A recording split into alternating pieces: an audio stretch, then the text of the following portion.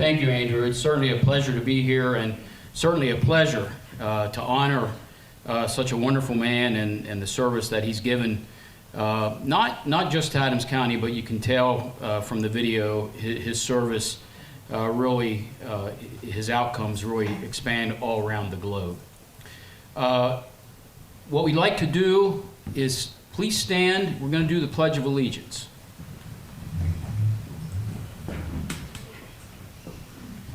I pledge allegiance to the flag of the United States of America and to the republic for which it stands, one nation, under God, indivisible, with liberty and justice for all. Thank you.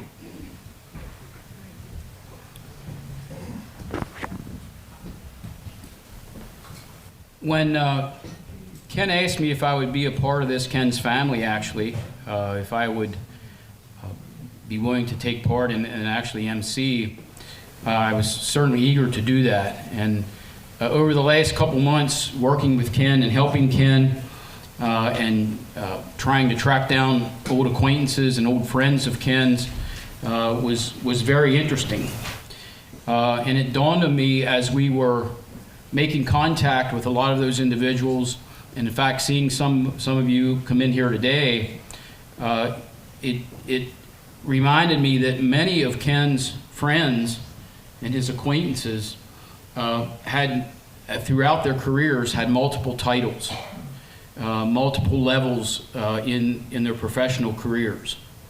And I started thinking to myself, that's quite unique, and then I thought, well, we really know that's not that unique. Many of us advance through our professions throughout the years. Many of us hold different titles.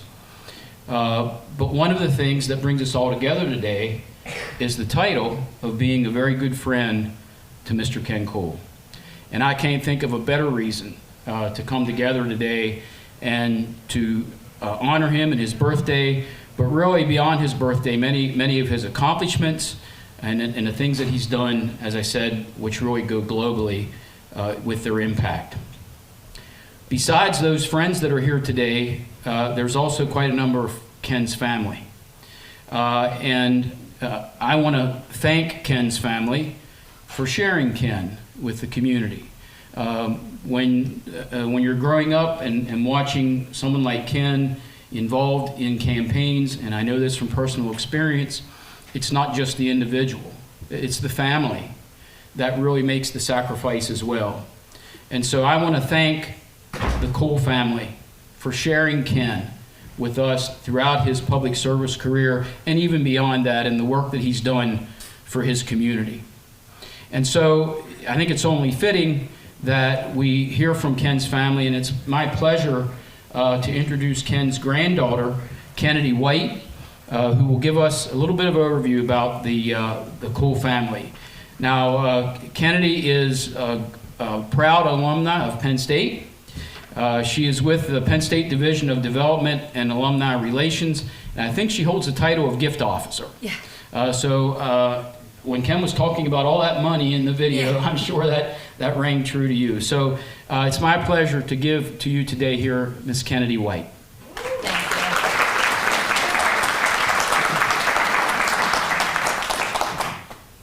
Thank you. What an honor to celebrate my grandfather. While many of you are here to celebrate Kenneth Cole, the politician, the veteran, and friend, I'm here to celebrate my pop.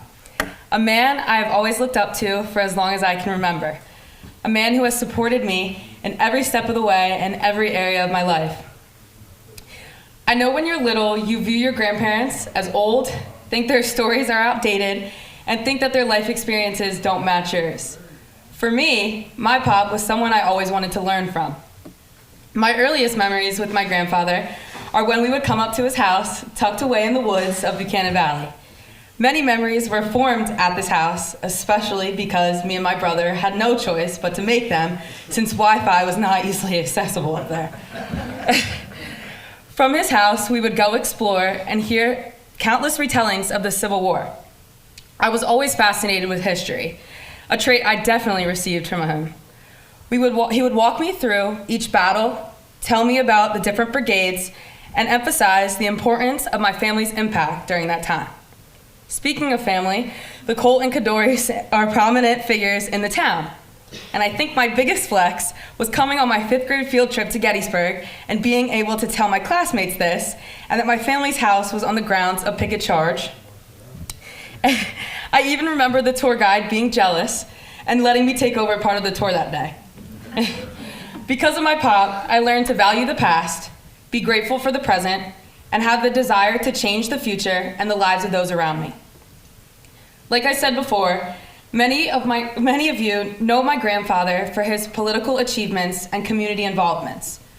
Going even further, his commitments worldwide. While I did not know him at the time, I knew that what he did and what he continues to do is important. And I'm realizing now that standing here talking to you is also something that, and the fact that I love public speaking is also something that I received from my grandfather. His impact, sometimes done silently, never slipped away from me. I always admired the way he wanted to change lives. He didn't ask for credit, rather, he cherished his contributions in motion. I remember when we had to gather our old shoes for him to take to the kids in Nicaragua. And I never quite understood why until I had the chance to go down there. At 7 years old, I knew my pop was influential. I knew that I wasn't the only one thanking him for his gifts. From then on, I realized that some things I had, others didn't, and I wanted to do everything in my power to one day change the lives the same way that he did. I also gained a fear of birds on that trip after being chased by a parrot in a cigar factory. Well, I could stand up here for hours telling you more about how much my grandfather means to me, but I know you all feel the same way and can recognize the difference he made in people's lives. Yes, he was influential and a change maker, but I've come to realize my grandfather is also pretty cool. You would know this if you came on the Sicily with Friends trip and saw him take shots of tequila and dance at the white party. All this aside, I want to say happy birthday to my pop. Thank you for inspiring me to want to change the world, the value of education, instilling in me a love of history, and most importantly, being the best grandfather ever. I love you.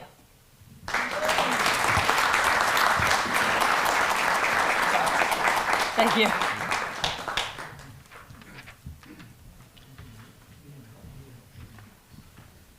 Thank you, Ken. Very nice. I mentioned Ken's work having global impact. And what you saw here a little bit ago in the video and what you heard a little bit about was a lot of Ken's work in the state legislature and leading up to his time in the state legislature. Ken did a lot of work after he left the state legislature and was very instrumental in helping a very nice charity in Central America. Ken made friends with Ken Marinacci, who's here with us today, and I was to introduce him, but Ken has worked with him so closely and has become good friends with him and is very intimate about the work. I thought it only fitting that Ken introduce Mr. Marinacci to us today. Ken? Thank you, Tom. Kevin gets the only prize that we have, who came the furthest today to the celebration. He flew in from Guatemala City, down in Central America. So he was here, and he's got a connection to my good friend Senator Casey. He'll tell you about it. So, but Kevin has a children's foundation in Nicaragua. He's a Georgetown graduate, it's Jesuit school, and the Jesuits tell you when you graduate, before you start your own careers, give a year of service, public service someplace. Well, he and the son of the athletic director decided to go to Nicaragua. And Kevin hooked up with Padre Fabretto, and that's the name of his foundation today. Fabretto Children's Foundation. It's non-denominational. And he went down, and Padre Fabretto came to the city of Granada, and that from Italy, and we had a big, it's like 6 blocks long, a whole square of the city of Granada, which is 110,000 today population. And they had from grade school, they had to master's degree, doctorate degree, seminary there. It's no longer there. It's been gone for years. And while there teaching in the high school, he would go into the capital, Managua, an hour away, and he'd see all these kids, and poor kids, small kids, in the streets of Managua. And he got permission from the head of the operation there to open an orphanage in Managua, and they released him. So Kevin went to Nicaragua, and in fact, the connection is a Jesuit school, Georgetown. That was the connection. And he hooked up with Padre Fabretto at a farm right outside of Managua that had 300 kids in it. 6 months when he was there, Padre Fabretto dropped dead out in the courtyard. This guy picked up the pieces just out of college, and he took care of the orphanage for a while, and eventually weeded all those orphanage kids back into families, grandparents, uncles, aunts, and he set up a new system, nutrition and education. In Nicaragua, you only go to school half a day because they don't have the facilities of the teachers, and they all go in uniforms, the blue and white uniforms, and he turned that into this program. And the last time we know I got involved with him, they had 56,000 kids 5 days a week at 9 major centers throughout Nicaragua. A hot meal.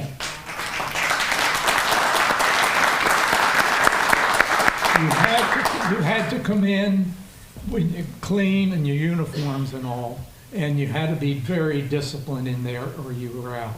They not only educated the kids, the teachers and staff would go into the homes and do hygiene and cooking instructions and so forth into the families because of the need for that. So I hooked up with Kevin back in 2004, had land development, had some partners down there, and one of the partners was the vice president of the World Bank for Central and South America and retired, and my wife and I got to know he and his wife, and we sold that development out, and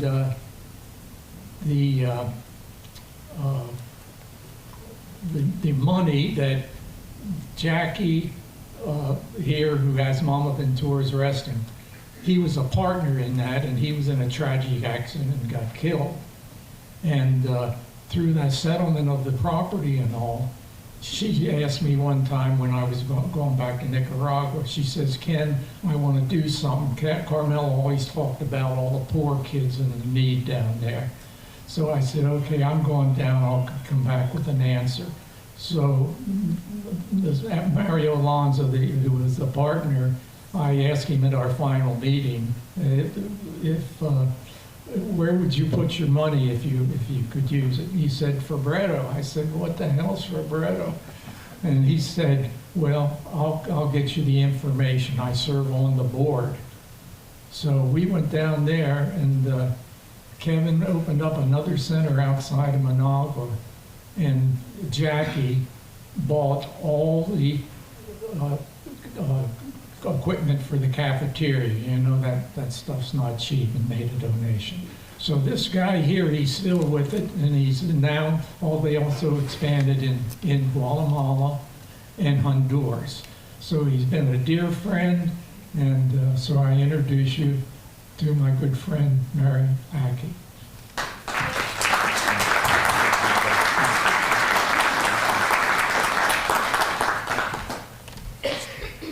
Thanks, Ken. Thanks, Senator. Sit with the senator.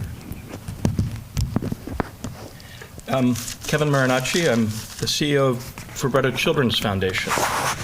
Our organization was founded in 1953 by Padre Rafael Maria Fabretto, a Salesian missionary from Italy. He dedicated his life to helping so many needy children, offering them hope and a home, providing education and good counsel. I had the pleasure of working with Father after I graduated Georgetown in 1989. There was a volunteer program, and I and some others went down to give a year of service. It was a challenging time. The Civil War was still on, and the poverty was abject. In spite of the challenges, Padre Fabretto gave, without pause, an imitation of Christ so profound. Ken Cole first visited Nicaragua in 1988 as part of a delegation of legislators to understand the impact of U.S. foreign policy on that country. Though I did not meet him on that trip, I know that his commitment to the poor and the needy in that country was born on that visit. Peace came to Nicaragua in 1990, and the war ended. Sadly, though, our founder passed. Some alumni, some benefactors, and volunteers like myself banded together to keep the good work going. Though Nicaragua is poor by material standards, it's very rich in history, culture, and natural beauty. Tourism began to take root, and folks discovered the beautiful beaches, the charming colonial towns. In 2004, Ken became part of an investment group that bought and developed a beach property, Santa Fe. Given his background as a developer, he added a lot of expertise to the venture. When that first property was sold, Ken wanted to share the good fortune with those in need. He asked his business partner, Mario Alonso, a board member of ours, and Mario said, well, you should check out Fabretto, and introduced Ken and I. I remember when I first met Ken. It's hard not to. His enthusiasm, his great compassion and concern is so evident and genuine. He wanted to learn how we were approaching the challenge of providing education in such a low-resource country. He wanted to get involved. Ken and Marilyn's commitment went far beyond just writing checks. Perhaps the greatest treasure we can ever have is our friends. And Ken has so many friends. Ken certainly wanted to help introduce us and connect us to other people who are like-minded who wanted to help children. That's when we met Jackie and Christine. They became part of what we call La Familia Padre Fabretto, Father Fabretto's family. In memory of Carmelo, as Ken mentioned, they outfitted a beautiful kitchen at one of our schools, and we called it Cucina di Carmelo, Carmelo's kitchen. And that helped provide a hot meal for those children every day. Every year, a golf tournament was held here in Gettysburg to raise awareness and resources for those students. And we're very, very deeply grateful for all who helped. Ken also introduced us to a very special friend, Senator Casey and his team. Your support over the years has meant a great deal. Many thanks, sir. Working with his office, Fabretto was able to secure, through the U.S. Department of Agriculture, a McGovern-Dole school food for education grant that helped 50,000 students receive a good meal every day. Each year we've hosted a trip to Nicaragua we called Friends of Fabretto Trip. Folks learn about our work. In addition to visiting our schools, they would tour some of the beautiful sites. And every year we went to Granada, the beautiful colonial town that Ken has called home. Ken helped host our folks, showed them around, and his hospitality and generosity will always be appreciated. Padre Fabretto had a name for those who go beyond and help in extraordinary ways. He called them corazones de oro, hearts of gold. Ken, you truly have a heart of gold. And because you share it with so many, we're all the more richer for that. Thank you so much. Happy birthday. God bless. Thank you.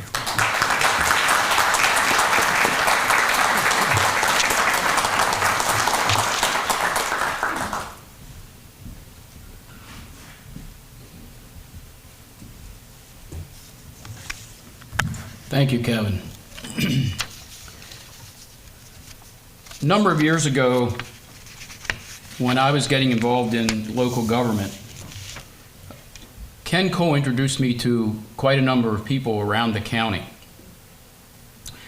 And Ken would always refer to them as his friends. And when I met those folks, they would refer back that Ken was their friend. Now, Ken worked with a lot of folks throughout the years in Adams County. And oftentimes in the political arena, when you hear the word friend, you think of a campaign worker who may show up maybe for each campaign and then you don't see him till the next campaign.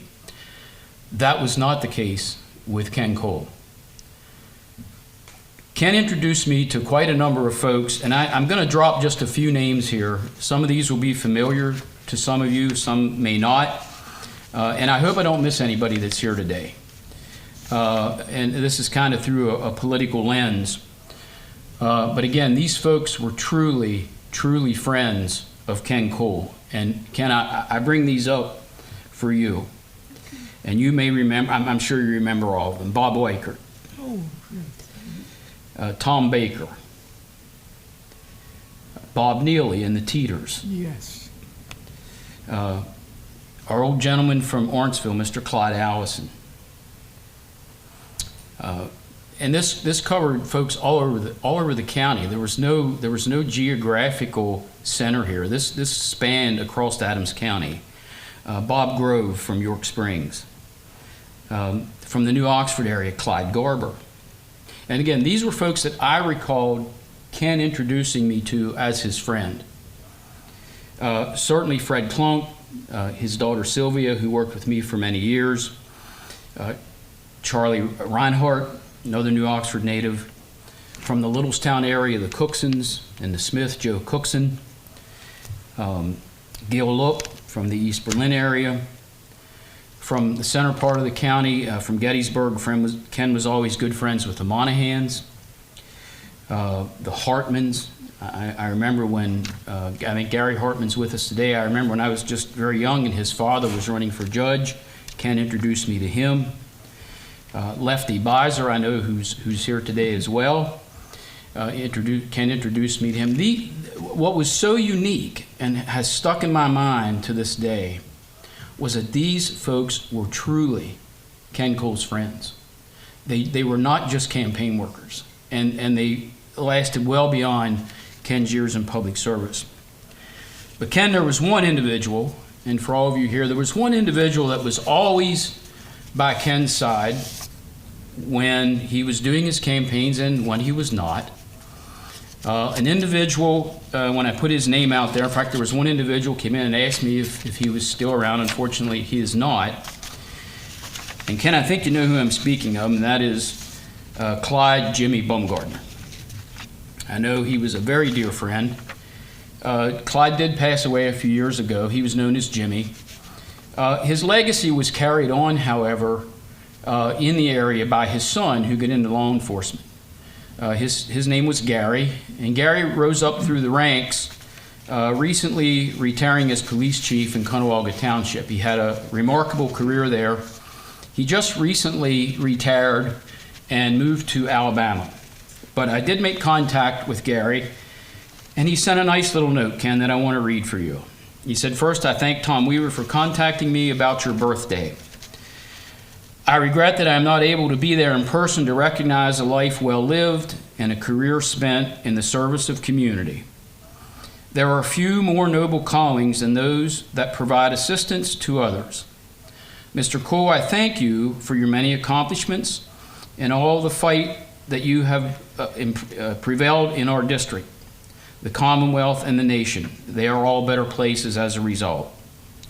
My father always spoke kindly of you and was extremely proud to have called you a friend. From the entire Baumgartner family, we wish you a very happy birthday." And that's from Gary Baumgartner, Jimmy Baumgartner's son. So, yeah.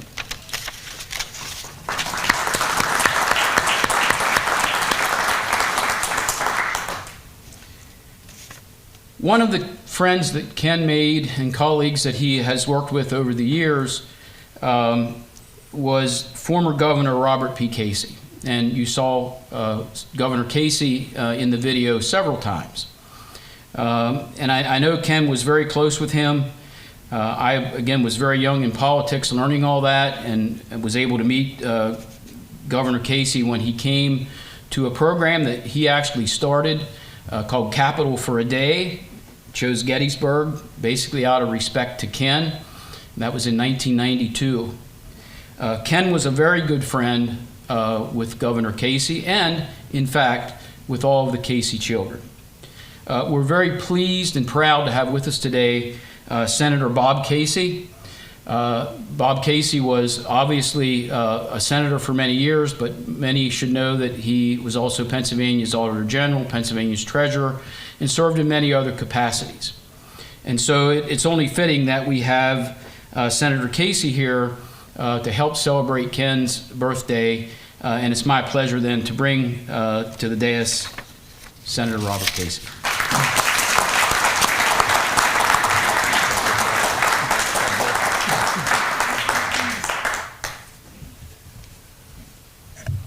Well, Tom, thanks so much for your introduction and for arranging my visit here. The only downside to me being here alone today is that my sister Margie is not, and I think Ken and so many others would rather see her. But I hope I can stand in her shoes. But Ken, I'm here for a very simple purpose, and that's to express the gratitude that's in my heart, and I know the gratitude of so many here, for your life of public service. And for me and for our family, to extend that gratitude, of course, to your steadfast support for my father, both when he was a candidate and a public official, but certainly in those years when he was serving as governor. And I want to commend and salute Ken's family for all the ways that they have supported him. And I was just coming in just before Kennedy was making her presentation, and it is great to see another generation be able to talk about public service and a public servant. And Kevin, I can't even begin to thank you as both a citizen, but also as a now former public official for all you've done to help the most needy. Not just, we all do our best at various times in our lives to help those within our midst, in our community, in our county, in our state, and throughout the nation. You've extended that with the help of Ken and others to those who are outside of our country and who are God's children. So we're honored by your presence here and the distance you traveled. I only had to come from Scranton, which isn't too far. But I do want to thank everyone for paying tribute to Ken. And it's not a bad time to do it when he turns 90. Is it February 13th? Yes. Is the day. But it's a pretty good month for birthdays. My mother, my mother-in-law, and a few others I know, and of course Abe Lincoln as well, right? Yes. It's a good month. But Ken, I do want to express that gratitude for all the ways that you helped my father. Now just think about this, and a lot of people all these years later may not have known this. I see Steve Crawford here. He knows this because he was a volunteer in that campaign that I'll make brief reference to. Steve was about 7 years old in 1986, I think. I was two. But a lot of people don't realize that when my father started to tell people and then ultimately make an announcement in 1985 that he was going to run for governor in 1986, people at that time, and people even still today may not know, and certainly young people today don't know, he was running for his 4th time. He had lost 3 primaries for governor of Pennsylvania. He lost a primary when he was 34, when he was age 38, and when he was age 46. He left politics for about 8 years and went into a law firm, the Dilworth Paxson firm. It's actually where I'm a lawyer now, all these years later. But we thought, well, he had all those years as he was a state senator for a term, he was auditor general for 8 years and reformed that office into an office that few people knew about before he got there. He made it an effective auditing agency and made sure that people knew the results of school district audits and audits of state agencies.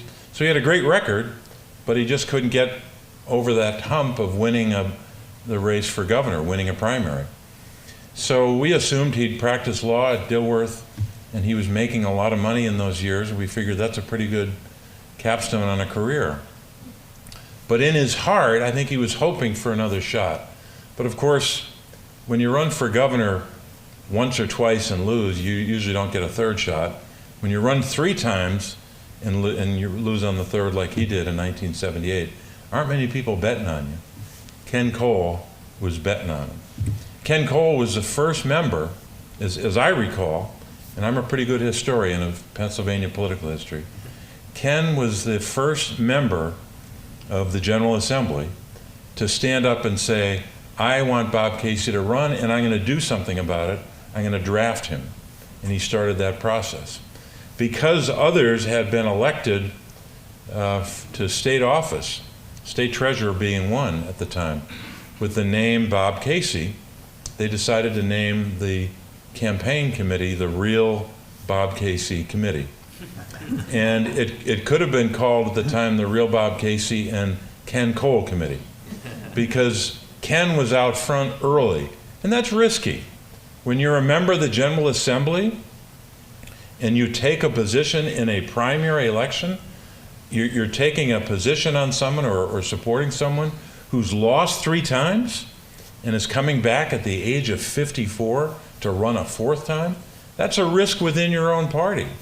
Of course, it's also a risk to step out and support him when you're a member of the General Assembly and you have a tough district in a general election as well. But Ken did that because he led with his heart and he led with his values. And all these years later, when we look back on all they did together, it was a damn good choice to support him for governor. It was easy for me. I was his son, and I had missed all the other races. I was 6 when he ran the first time. I was 10 when he ran the second time, and I was 18 when he ran the third time. I helped a little bit in that race, but not that much. So when I was 24, 25, 26, it was easy to say, let's do this again. But it was harder for people like Ken Cole. But he stood up and supported him in so many ways that we can't even catalog today.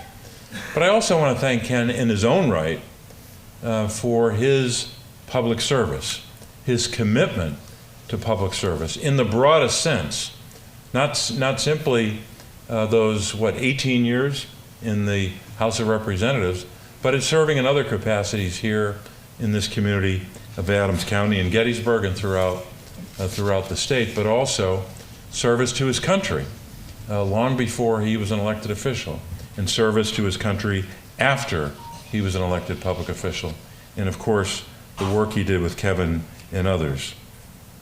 You know, the Jesuits have a great way of talking about service. They talk about that you should try to dedicate a portion of your life to some kind of service, to be a person for others. They say over and over again.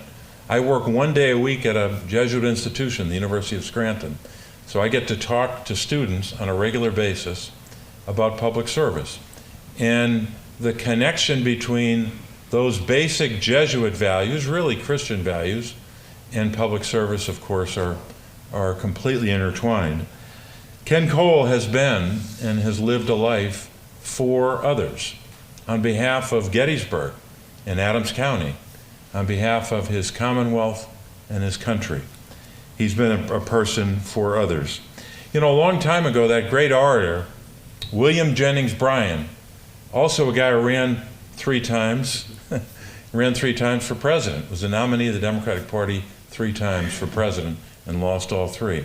But he was known, of course, for his oratorical skills and his ability at the 1896 convention to rally those Democrats on behalf of his position on currency, that great famous cross of gold speech. But one thing he said in that speech was he was talking about the power of an idea, the power of one person to make a difference. And he said this in the middle of that speech.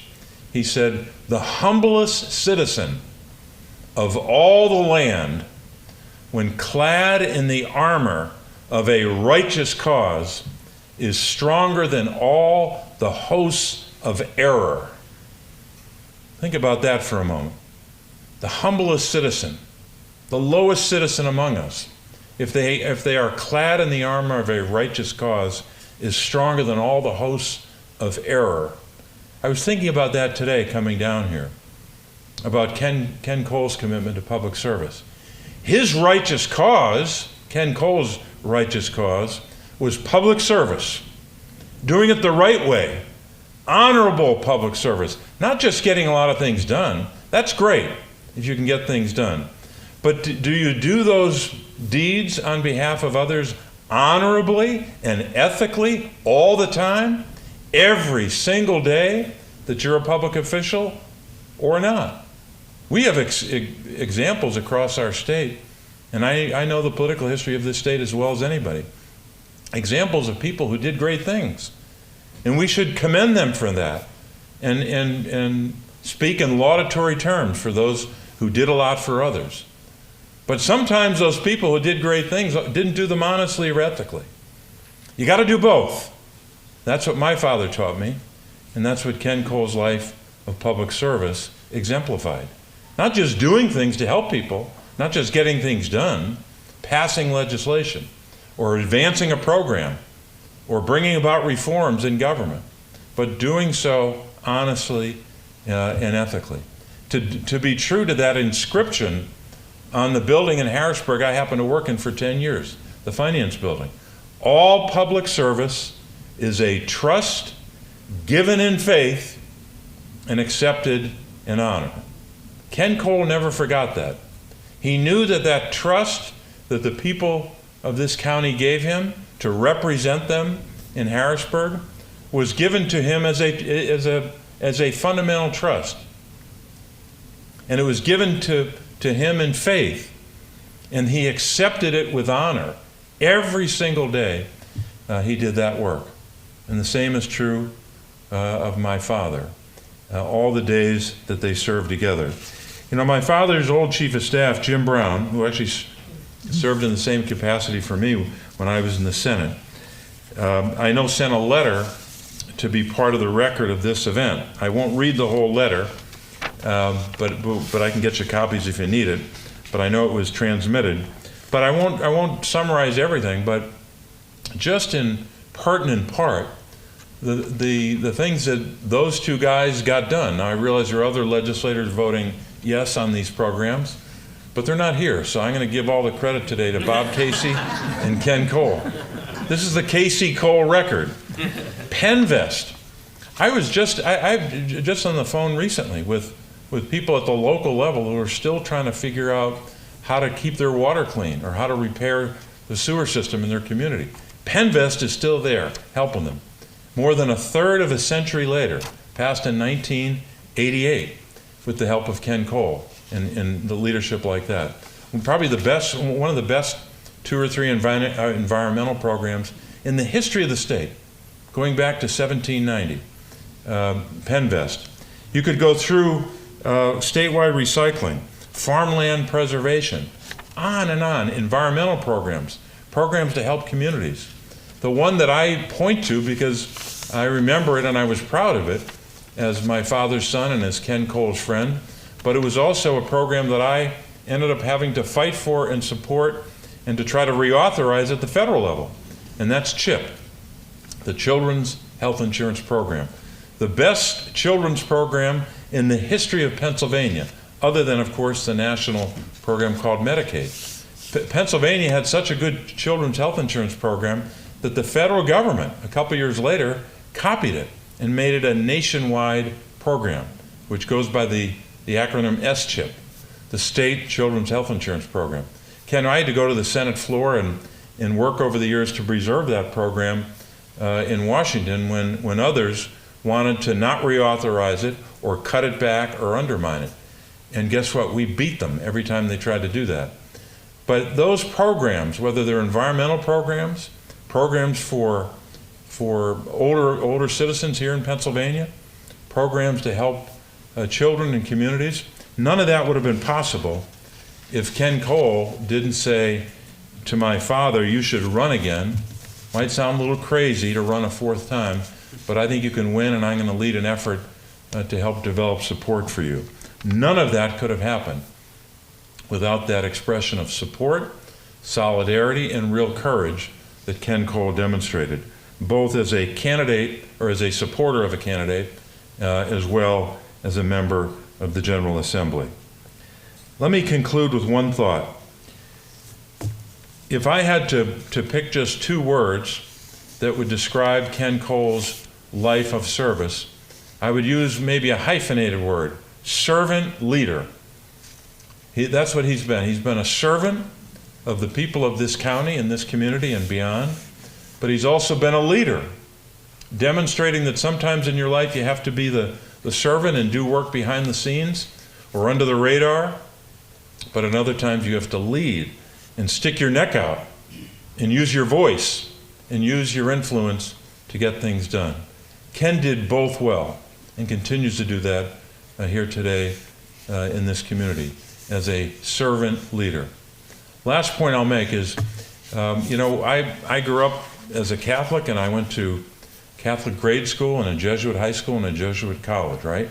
So you would think, with all that background, that I would be able to pinpoint where in the scriptures a particular hymn had its derivation. I can't do that because sometimes the nuns that taught us were better at teaching us the hymns, but not having us memorize where in the Bible it comes from. But I do remember one hymn that I learned, I guess, in high school and in college, and every once in a while it comes to me.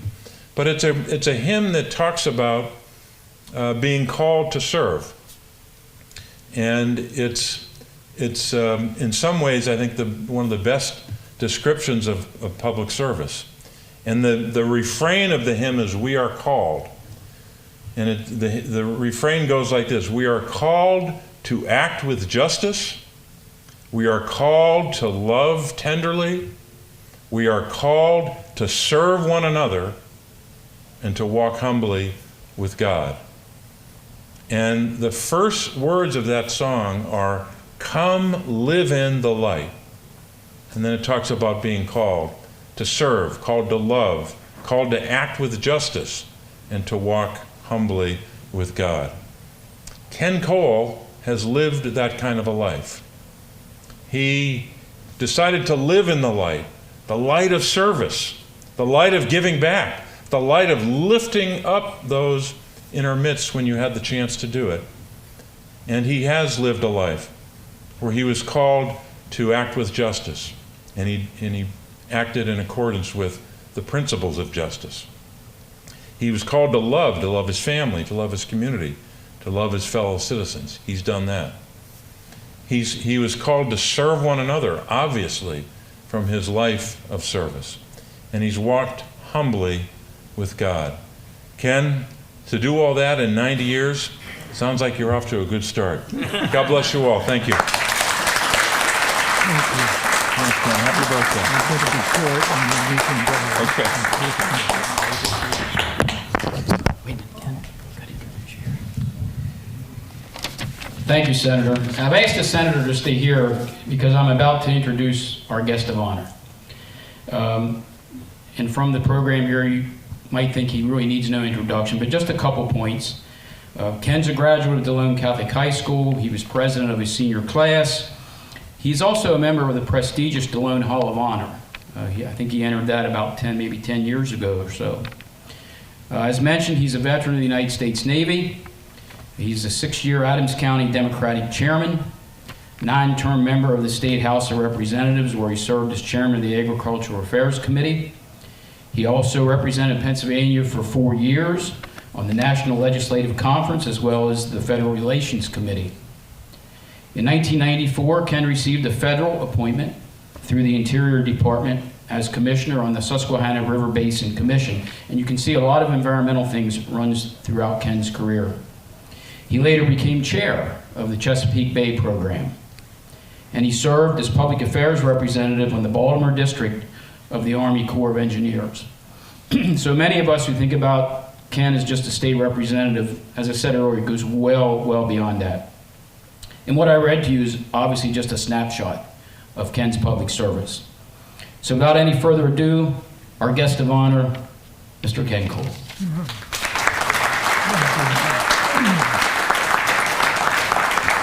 Thank you. Thank you.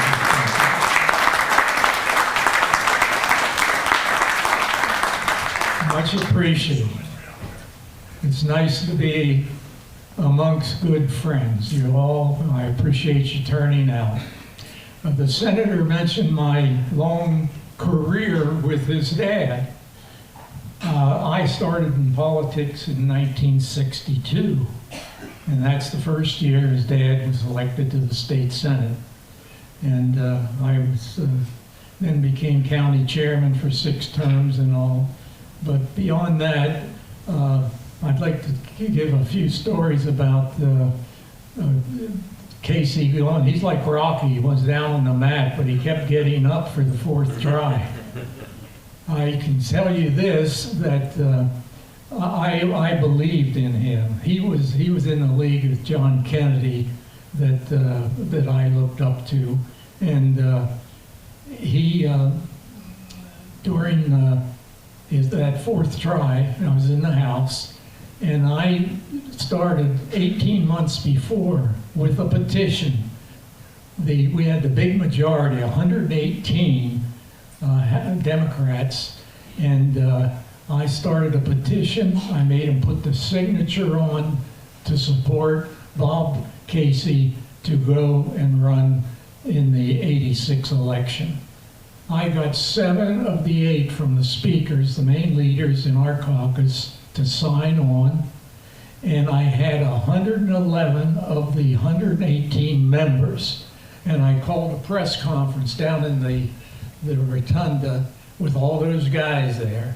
And you know how the press picture, well, that, how all these names, are they realistic? Or I said, go over that table and pick that up. They all signed the signatures on that.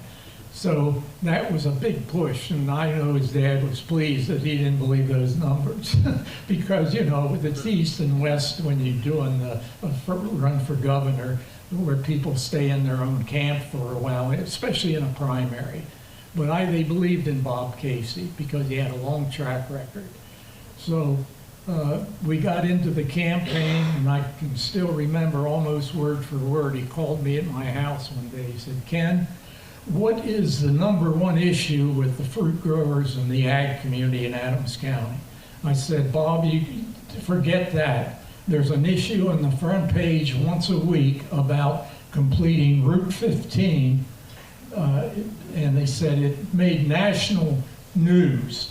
If you recall, probably half of you don't remember because you weren't born yet. One of the art professors at Gettysburg College, I guess he was into this metal art thing. There's one on the campus out there. And he put up 4 big steel beams, and he hung 3 smashed cars up there, and you couldn't miss it out at the truck stop. And that came down, and that was in the newspapers across about one of the most dangerous highways in the nation. And the confusion was, not for us locals, when you go from 2 to 4 lanes, especially at night and you don't know the area, you're going to keep going down, and they had head-ons and all kinds of accidents. So I said, "Can you come on down?" Well, he said, "I don't have to come down." He says, "I'm back and forth in Washington a couple times a month with the law firm." He said, "I know that well, it was a missing link from way up in Pennsylvania all the way down to Washington through Frederick and all that." So he said, "Let me get back to you." It's about 5 days later, I guess he checked out with the transportation experts in his campaign. And he said, "We can do that." He said, "Set up a press conference. I'll make a pledge that I'll have that completed if I'm elected governor before my term's up." Well, he did it in 3 years. He got completed that. And he had an illness at that time. That would have been in, 86. And Margie, his senator's sister, she came down, and I just brought the shovel today. You have the artifacts here. I've been loading up every time my daughter Laura brings me down for my 2 trips out of the mountain where I live. I brought the shovel that she dug the ground with to christen the beginning of the construction. And so He did that, and that was finished in 3 years. And so he was there when I needed him. You saw the film that the monies that I got, but that I would have got them anyway. But some of them not. If you have tight budgets, they're not going to give you money for anniversaries and all that. And while I'm on that, I want to thank Mrs. Ladd, producer, director of that video. My gosh, we only had 2 half-hour sessions. She is really a professional researcher and all that. I'd say, is this all you need? Yeah, come back next week, we'll finish it up. And I really enjoyed working with her, and she certainly is a professional. She does a lot for Andrew and the society here, so I thank her very much for that. So I had a few major health bills that I had.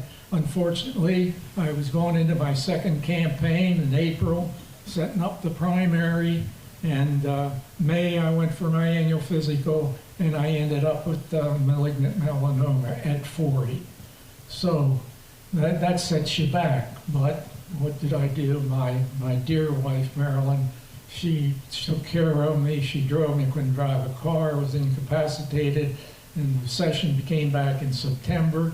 And she was certainly a nurse to me, and I know my children know that she was my star. And she's my star, my gosh. Kennedy always says, oh, Dad, you're smart. I have your smarts, you know. And I said, no, your mother has the smarts. Well, she says, well, you got the personality. I guess I got that. I tell you that because Marilyn graduated from the largest school in Canton, Ohio. 1,200 graduated her senior class. She was the valedictorian.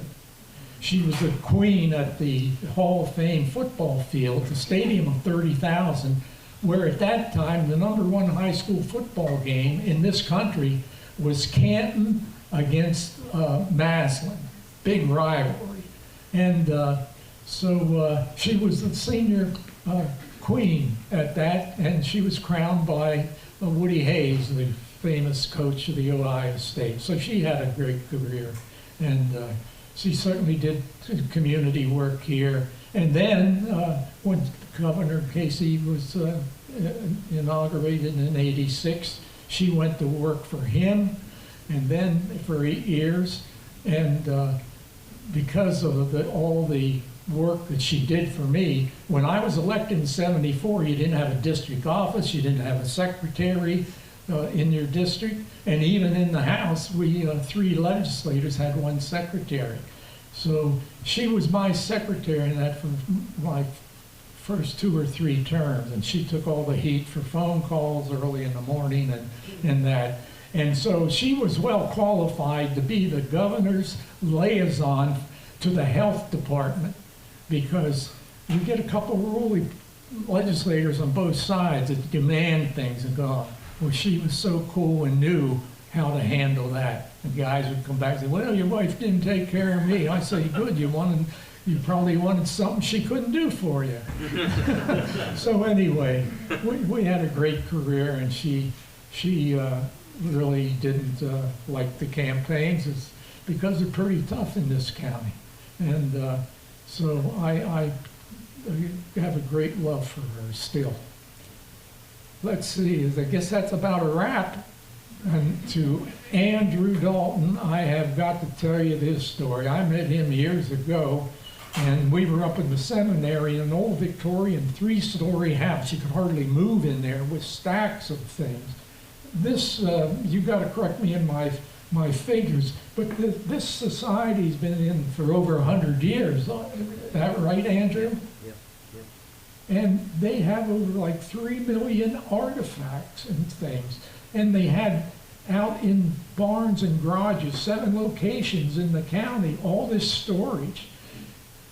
At 14, he started going up in that Victoria house every day after school and going through the books and the research there. He did it all through high school. When he graduated from Gettysburg College, he, at 22, they hired him as the assistant. In 2 years, the director, he took a big museum in the city. Who knew more in and outs of that? Probably the guy that was leaving. Then Andrew. And at 24, he became the executive director. Well, that didn't last long in the House. He set out on a program back in 22 to raise $12 million to build the facility and the storage facility in the back with all the artifacts and collection that they have here. When that year was up to begin the construction, he had the $12 million raised. That's why you're here today, looking out at the first day's battle here, the battlefield. He's only 29 now. He's got a long career ahead of him. Don't you leave Gettysburg after that. Again, thank you from the bottom of my heart. This is truly a good send-off. Thank you very much.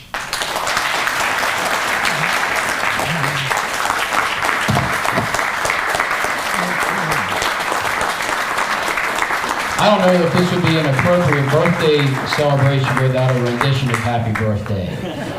Happy birthday to you. Happy birthday.